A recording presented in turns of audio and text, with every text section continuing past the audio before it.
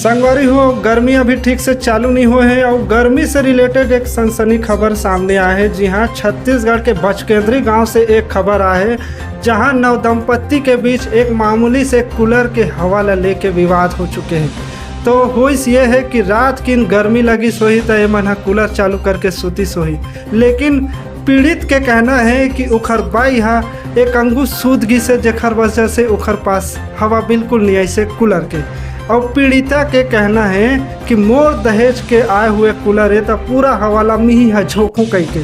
तो दोनों के मामला इतना बढ़ चुके रिसे आखिरकार एमन नवदंपति हरे तो मामला थाना तक पहुंचना जरूरी हो गया रिसे।